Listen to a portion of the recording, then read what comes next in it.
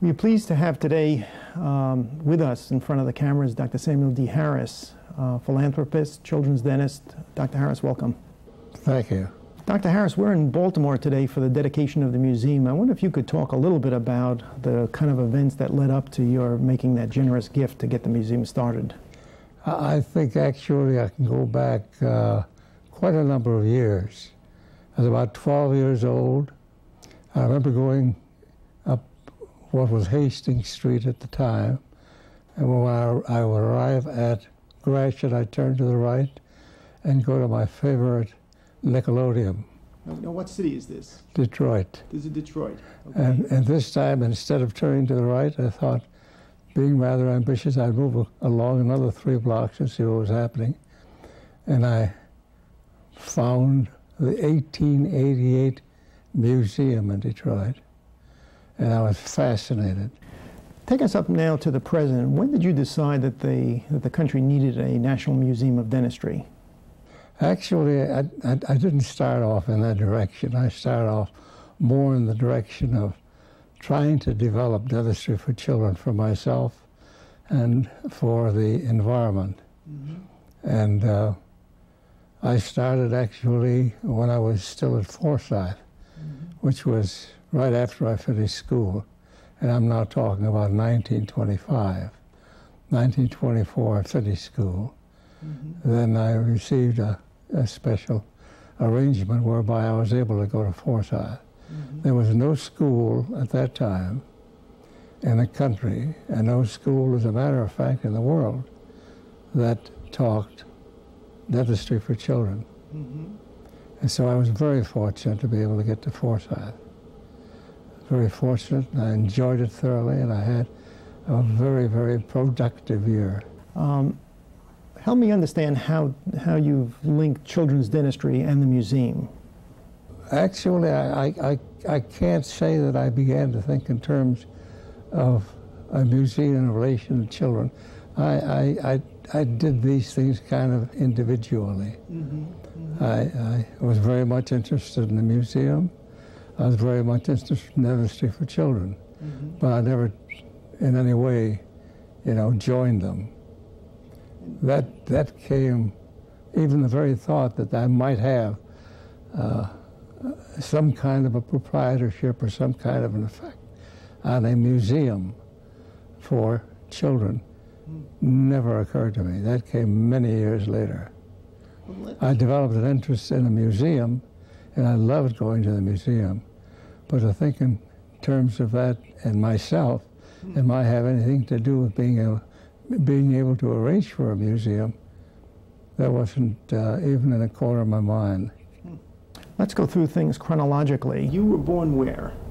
I was born in Russia. Mm-hmm.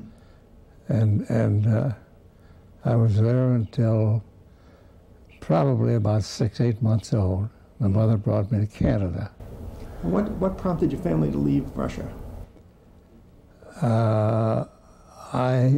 Just a matter of improvement, I guess. Mm-hmm.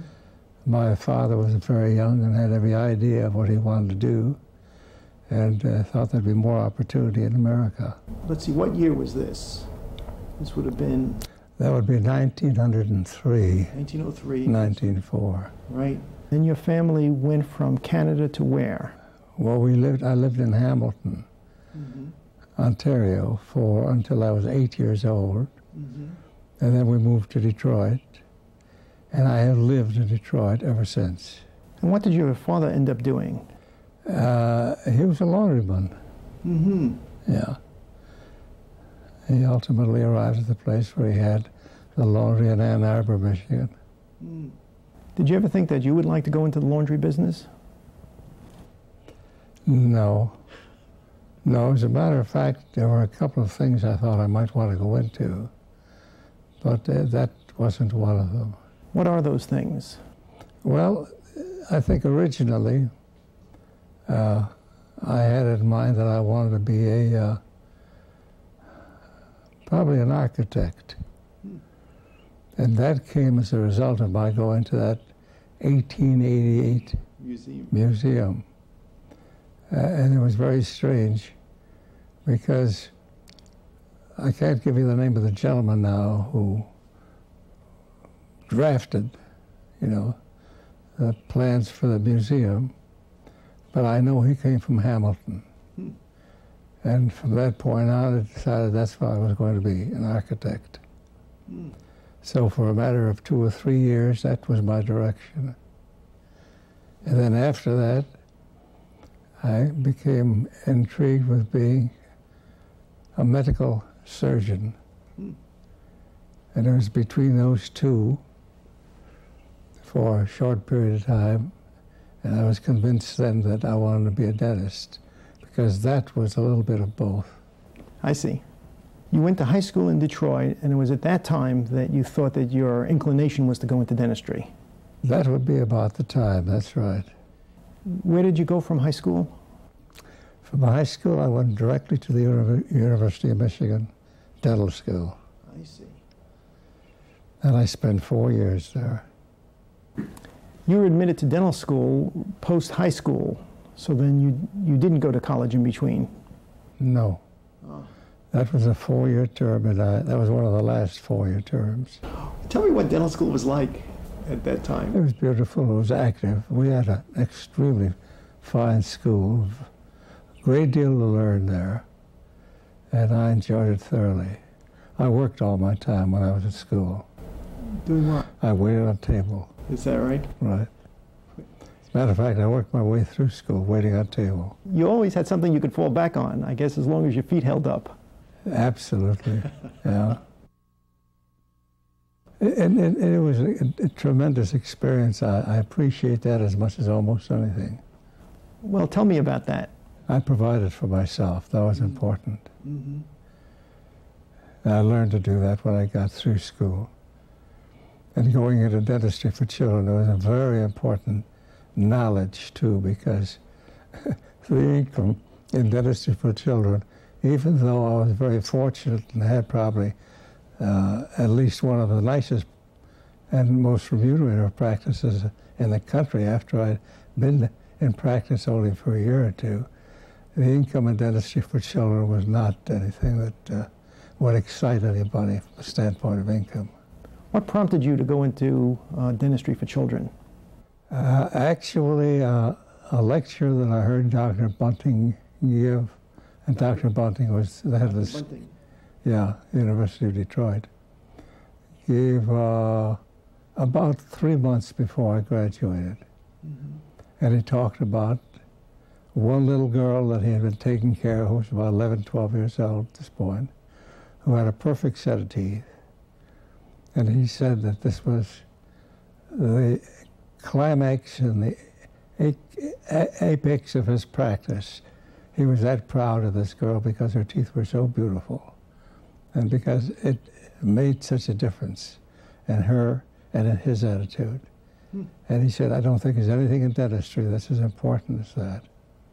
And as I thought about it, I thought, well, that certainly is the beginning. And if people are going to have caries-free teeth, they've got to start at the beginning. Now, this happened right before you graduated. Just before I graduated. I had another 3 or 4 months. What was your original plan before you heard that lecture in terms of what you were going to do when you graduated? I had no plan, to be honest with you. I just thought I'd get out and see what the opportunities were, and I'd locate someplace, and I'd be a dentist. Mm-hmm. I loved dentistry. The interesting, strange feature to me at that time was the part of dentistry I loved most was gold foil work. And gold foil work, as you know, is very reconstructive. Mm-hmm. But very demanding. That was my prime attribute, I'd say, in dentistry at that point. And I thought, well, that's great. That's what I'll try and do when I get through. And that's a time-consuming, difficult, job. Yeah. It can take hours to put in just one filling. Mm-hmm. Mm-hmm. But it was satisfying. I loved the product. Tell me a little bit more about that. You heard Dr. Bunting's lecture, and you decided that you were going to become a children's dentist, and then what happened? The only thing I decided at that particular point was that I wanted to go someplace to get some study in addition to what I had. We had no training in dentistry for children. Our training was general dentistry for adults. And as a matter of fact, we were supposed to, I think, take care of 3 children in our senior year, but I don't recall that I ever took care of any. So that's what I really wanted very much. But I didn't concentrate on that particularly until after I had heard Bunting's lecture, and then I definitely wanted to go in that direction. And as a matter of fact, within a week or two, I think I visited with Dr. Bunting again, told him that's what I wanted to do, and where would I be going? Where should I go? And he was puzzled, and he said, I can't tell you where to go because there is no school in the country that teaches dentistry for children. And I said, there isn't? And he said, no. And we talked about it for a little bit, and then he said, I'll tell you what we could do. Let's talk to Dr. Ward about this. Possibly we could set up a special training course for you. Who was Dr. Ward? He was the dean of the school. At Michigan? Yeah. And he talked to Ward about it, and Ward said, this man is crazy. Why does he want to be a pediatric dentist? See? He said, and the teeth are just like any other teeth. I mean, you learn how to take care of an adult, and you know how to take care of a child. And I thought, no, that just isn't true. That doesn't ring right with me. I still want to learn what I could learn about it. So after a trip or two, he said, well, if your marks warrant it, I'll recommend you to Forsyth. And the reason for having to recommend me was it was a special scholarship, which incidentally, I'll tell you in a moment, did a lot for me. But I couldn't go unless my marks were right. And he checked them, and he came back and he said, no problem there at all. If you still want to go, I'll set a recommendation for you. And so he did, and I was accepted and very happy about it. And I went directly from Michigan to Forsyth. You were going to tell me something about the special scholarship. Special scholarship at that time was $1,000. And it was very special because that $1,000 took me to Boston. See? I spent about 8 months there. This is hard to believe. And I came back to Detroit, and I still had enough money to rent a chair, which I used for my very first week in Detroit to practice dentistry for children. All on $1,000? All on the $1,000, yeah. Tell me about the Forsyth experience. It sounds like it was really a significant event for you. It was most significant. In the first place, they had, it was just children all the time. And in the second place, I had been there for no more than 2 weeks. And I was just one of 21 others from other parts of the country who were there from different universities. And I was called into Dr. Cross's chambers to discuss something with him. Dr. Cross was the head of the clinic at the time. And when I got in there, I thought, well, what the heck could I have done in just 2 weeks, you know, to be called into the office of the dean. But when I got in here, he put me at ease very quickly, and he said, I'd like for you to think about being the head of our department of dentistry for children in extractions, the extraction department. And I said, Dr. Cross, I don't know too much about that. I've had very little experience in that at all. He said, we'll train you. Don't worry about it. We'll make it possible for you. And I said, if you recommend it and you'll do it, I'll try it. So I learned something about extractions and for children.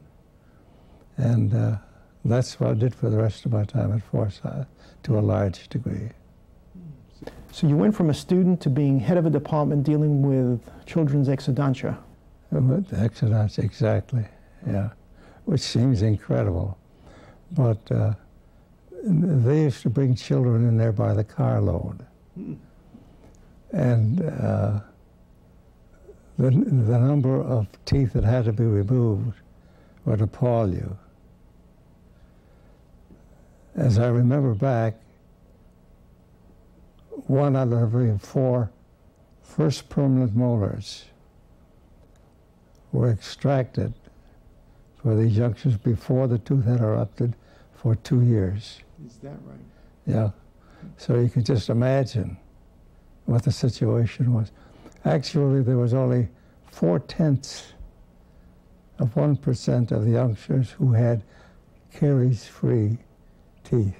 Now that's 1 in 250. So the situation was pretty severe.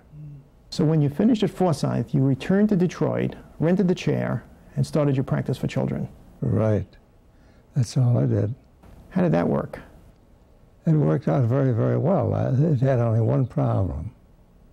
And I was very busy, incidentally, because I happened to be right downtown in the office of a friend of mine.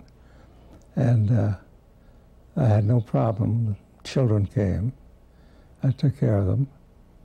But you could not charge but half fee for taking care of children at that time. After all, they could do everything else and be charged only half fee. They thought that that's the way they should have their dentistry too.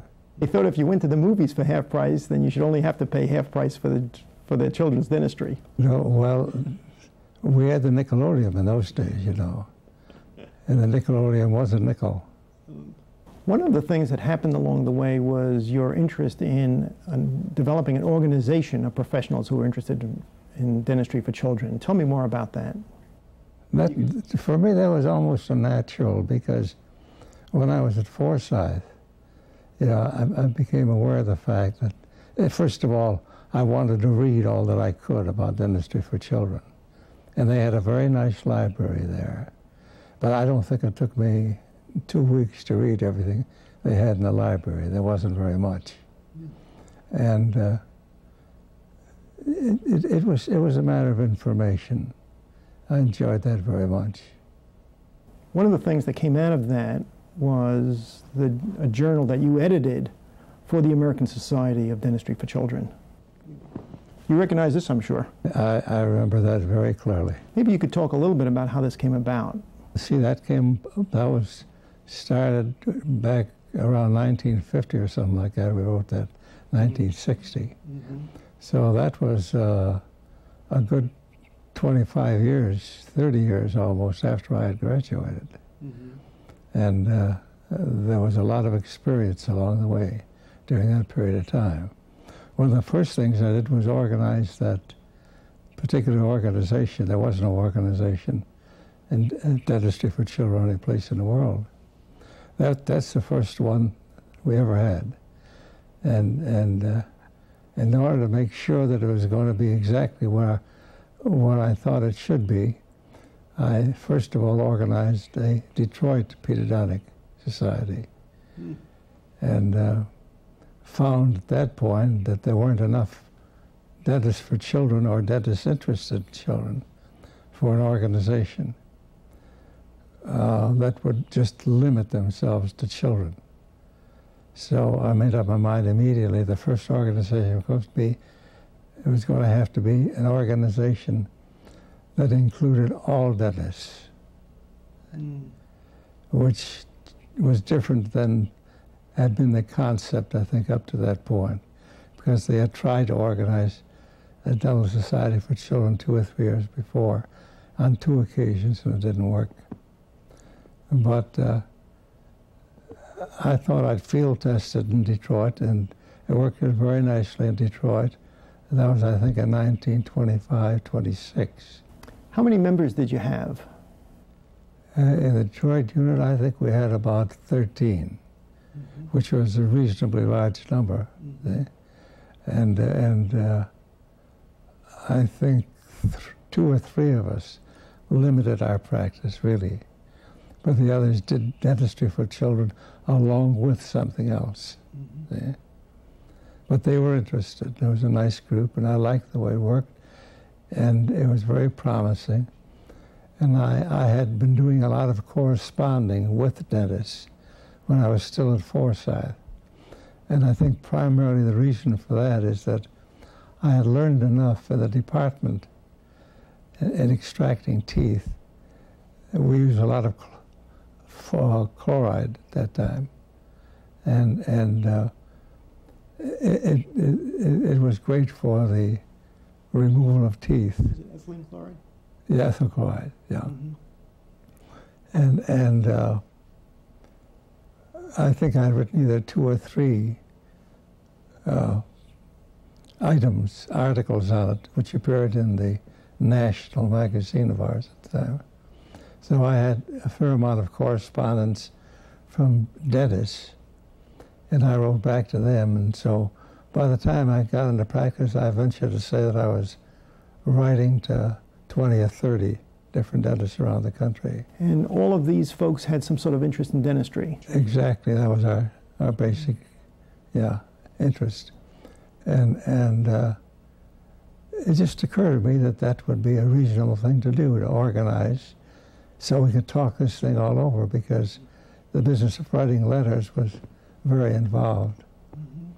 And when I organized the Detroit group, it worked out very nicely, because we had sessions almost every 2 or 3 weeks where we would discuss between ourselves what was happening in the office. And it was very valuable. And in 1927, the American Dental Association decided to have their annual meeting in Detroit. And so that's a great time. We'll see why can't we make this international. So I wrote, at that time I was writing to maybe 40 or 50 different dentists around the country. So I wrote to them and I said, what would you think of our making this national now in Detroit? And practically every one of them said, that's great. Many of them said, we'll be there. See? So I arranged for a meeting in Detroit and drafted a constitution of bylaws, and that's how the American Society of Dentistry for Children began. And that was, well, next year it's going to be 70 years. I have a feeling I'm probably the only one who's left from the organization. Tell me how it went from a national organization to an international one. Because after we had been in an organization for about 20, 25 years, I began to get letters from other countries too. And I began to write to them. And it occurred to me that we should have an organization internationally.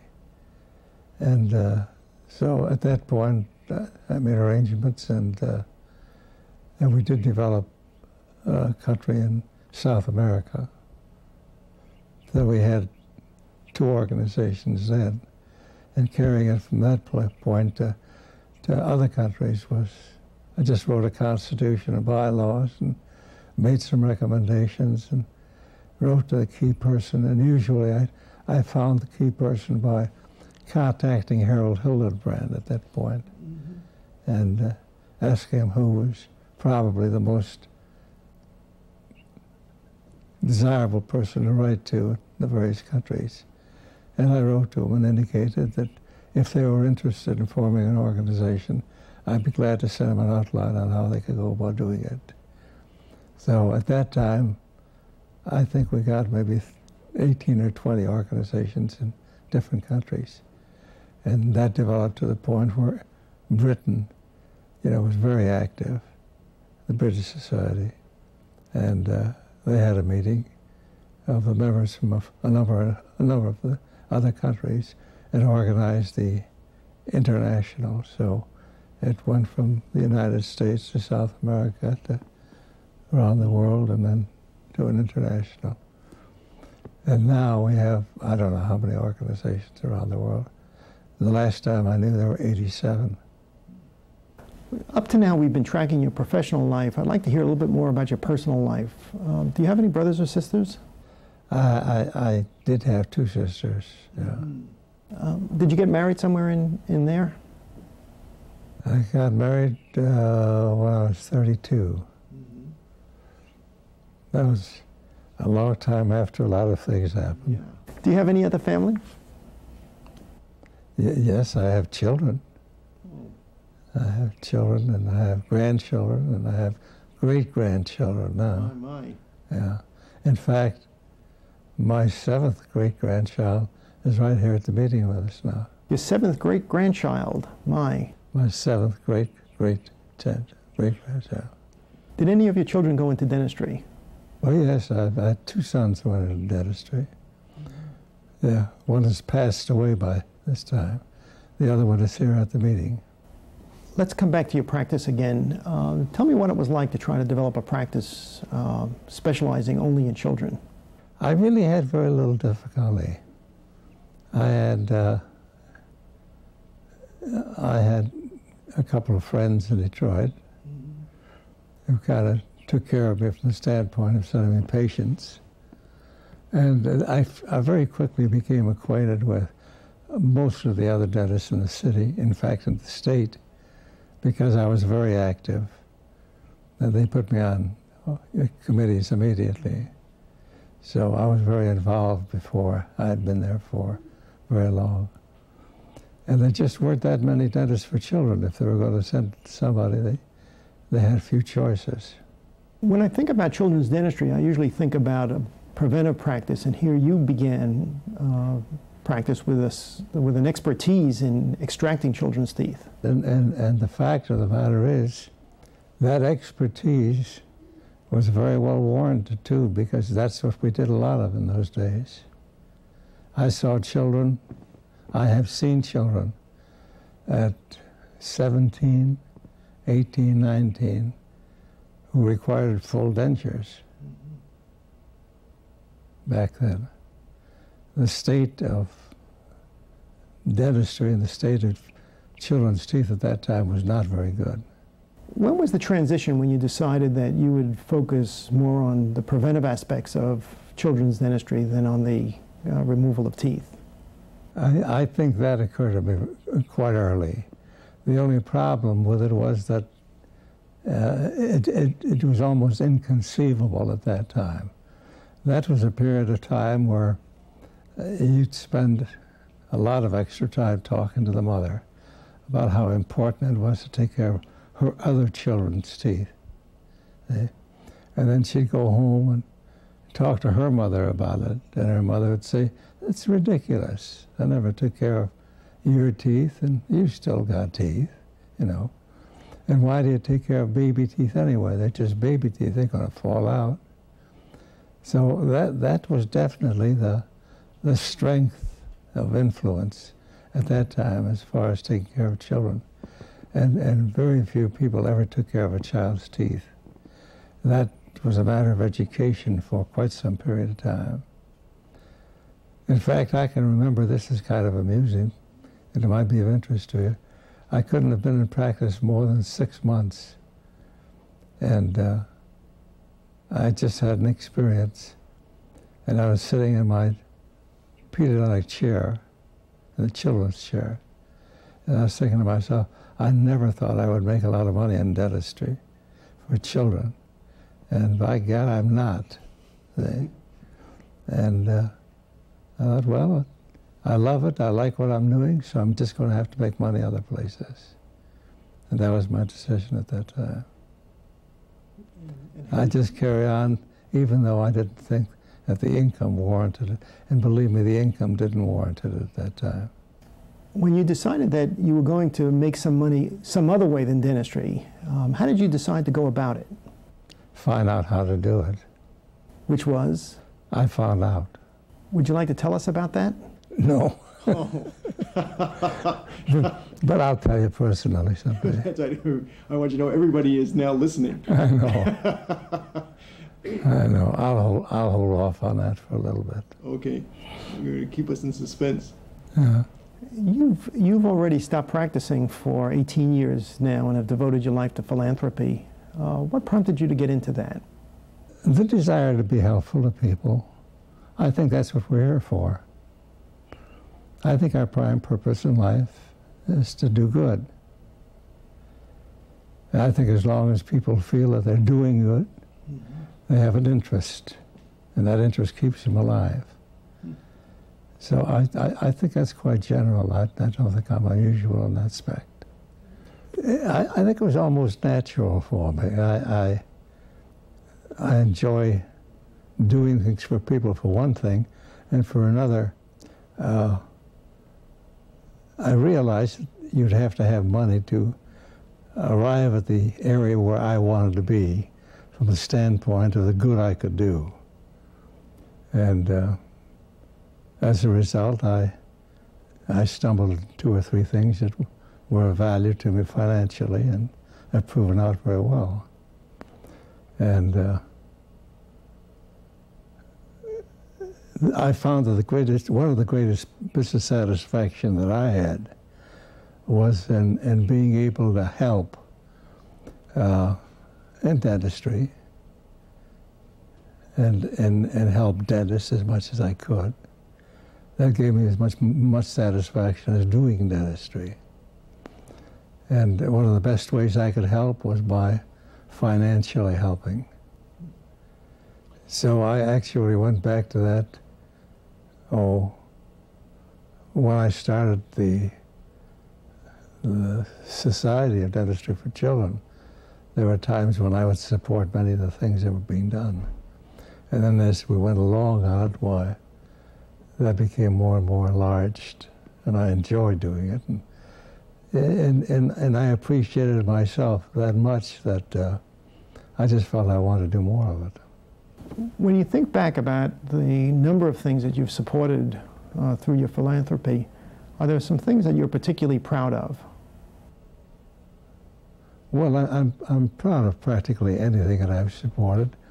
You find with giving money, as with anything else, that there are some areas where you're not too happy with what happens. But that's human nature, and you have to accept the bad with the good, I guess. But all in all, I've gotten a lot of satisfaction out of doing what I'm doing. Can you give me some examples of some things that have worked out really well? Yeah, this one that we're working on right now has worked out very well. The museum is just absolutely out of this world. It's beautiful. And the conception of each of the items, have you seen it? Haven't seen it yet, no. Oh, you're going to get a big bang out of it. It's not like any other museum I ever saw. See? I always, as a matter of fact, from the time I was 12, I was very interested in a museum. And there's a long story that can go with that. But I think we've done a tremendous, an inconceivable job of building that museum now. I would, if I knew nothing about dentistry, I just love to spend time going through there, to learn something about it. If I were very much interested in dentistry, it would be something that I couldn't miss. It's that sort of a project. I am truthfully and honestly and deeply very surprised at the fact that they've been able to do as well as they have. Dr. Harris, when I was going through some of the materials in preparation for the interview, I came across something that you were supporting that was designed to develop a set of pilot projects in dental schools related to children's dentistry. Maybe you could tell us about that. Yeah, that has to do with my primary concept now, that everything has a beginning. And if it's something that's particularly bad and you want to correct it, you've got to start at the beginning. And it's natural to people, and particularly I think in matters of health which can be postponed, for them sometimes to start a little bit late in life. And with children, if you start a little too late, not only is there the problem of doing the dentistry which is required, and sometimes can be very, very considerable and serious. But I don't think you ever really change the individual to the point where it is going to do the greatest amount of good. And with practice, I found that more and more and more I was concentrating my attention to the younger and younger and younger children, because the earlier I could get them, the more caries-free they would be through life. And that became so obvious to me after a while that when I had finished practice, that's what I decided I'd like to pretty well concentrate to a large degree on, is focusing attention of as many people and as many dentists as I could on children in the perinatal state, even, if you please, so that you could advise the mother on the proper procedures, because many of these children, even at 1 and 2 and 3 years of age, have teeth that are breaking down. And by the time we see them at 3, there's a proportion of maybe 1 out of 3 that already has problems. See? So if you can start at birth and just give the mother the very simple facts for keeping the mouth clean and not using that bottle which they used to put them to sleep, and putting the content into the bottle which has a tendency over a period of time to caries teeth. If you can get them early enough, see, to impress on them the fact that that is very important, you can then help them to avoid it. And on top of that, now if they come to see a dentist starting, let us say, at a year or even before that, and they come every 6 months, no more than that, the chances are very good that you can carry that child through to 6 years of age, caries-free. And if they have that habit, you know, and continue in that practice for the next 6 years, there's a good chance that you can have them at 12 caries-free. And we find that if you can carry them to 12 caries-free, and they've developed that kind of a background and those habits, the chances are very good that they can go through much of life without any problems at all. See, even as I've perceived now over the years, the schools don't even begin to do many of these things until they are persuaded to by the general population, if necessary. And dentists haven't considered that it was that important to begin with children earlier and earlier and earlier. But we found with practice that if you can start at birth and you can get that proper regulation at that particular time, then it's a very simple matter to have a caries-free child at 6 or 12, or even, I think, at 36 or 96. See? Because I think that's where it goes. The business of preventing caries is really not that serious or that difficult. It's just a matter of getting into the habit of doing the right things at the right time. And those right things are so simple that any dentist can tell any person exactly what they have to do. See? And it's basically a matter of just taking care of their teeth. After a while, just coming in every 6 months and following through on the habits you developed, hopefully, when that child was just a year or 2 or 3 years old. And one of the things I like very much is that if we can do this, let us say for the next 10, 20 years in dentistry, I think we can turn out enough caries-free mouths, see, to impress medicine and the general public with the fact that if you can start early enough without anything, all these big problems, like, for example, our tremendous, inordinate health bill for medicine, see, can be reduced and perhaps to a large degree controlled, and it's not controllable at this stage. But if we can bring it to the point where we can do more and more of the things we need to do and can do and should be doing in the area of early care and prevention, see, I think that's the direction we have to go in if we want to probably do the best we can with the most important thing we have, and that's our health. Tell me a little bit about some things that you're doing outside of work. Tell me about some of your activities, hobbies. Oh, you mean personally? Yes, sir. The only thing I can tell you is I play 3 games of racquetball just before I came here. Who did you play? Fellas your age, a little bit younger. How'd you do? The only way I'll answer that is to say that we did win the last game. You did? Yeah. Oh, good for you. When you think back, you talked about Dr. Bunting's lecture in terms of having an influence on you to go into children's dentistry. Can you think about any other things or people in your life that had a considerable influence on what you've done? I think the first museum that I saw had a lot of interest. In fact, that's the reason I'm here, I believe. The 1888 museum. The 1888, yeah, I've got a picture of it in here too. Sorry, can I see it? Would you like to see it? Sure. Would you look at it? I want you to think a little. Do you know about? Have you seen the 1904 building as it looks now? No, the 1904 building here on the campus. Yeah. No, I haven't seen it. This is the one that I spent time with when I was 12 years old. This is the 1888 museum. In Detroit. If I hold this up, can you get a picture of it? Isn't that interesting building? 1888 building. Yeah. You know about the Detroit Renaissance?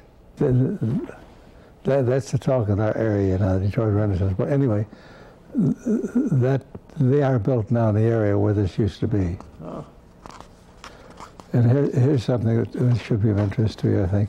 Look at how much it cost them to build that total building. $56,385. Right. Boy, that was a bargain. Isn't that something? How about... You know how much it cost them to renovate this building? Now, this building here is this the 1904 building? That's it. Oh, okay. Let me see if we can't make Heather crazy again and ask her if she could get this one on the... Okay, great. You know, of interest there, as I say, that building there, they spent an awful lot of money on. They spent $56,000 on it. See? And here's a building that I think looks very much like that. And they spent almost $6 million to renovate it. Yes. Now, get the area there. I mean, that's about 75 to 1 how things have changed now. It's inconceivable almost, isn't it? It sure is. But I want to show you something else while you're looking at this. Take the turrets off here in your mind. Forget about them. Now, look at the stairway and look at the general outline of the building. And now look at the stairway here and look at the general outline of this building. Yep. Almost the And same. if they aren't first cousins, Yep. I've never seen them. Yeah, isn't that wonderful? Isn't that something? Great. That's wonderful. And that's what I dreamed of. Yeah. I wanted something like the building I knew. That's And I wonderful. got it without even Yeah. knowing about it. Isn't that great? Isn't that amazing, though? Terrific. Dr. Harris, you said you were going to tell us how you made your money, and when you said that you didn't make it in children's dentistry. But I didn't say when. So you're gonna keep it a secret. No, as a matter of fact, I'll tell you what I first learned in that area, if you're really interested. Okay. As a matter of fact, on a serious basis, I decided, as I indicated in my very first 6 months in practice, that I was never going to be able to do the things I wanted to do very badly, see, by doing dentistry for children. See? That was going to satisfy one need, but not a financial need at that point. And I decided that I'd like to make a lot of money to do a lot of good if I could. And I was in the Kales building in Detroit at that time, and there was a dentist in that building who had the reputation of having made $1 million. See? So I took it upon myself to call him up one day and say, look, I'd like to have lunch with you, and I'd like to ask you a couple of questions if you don't mind.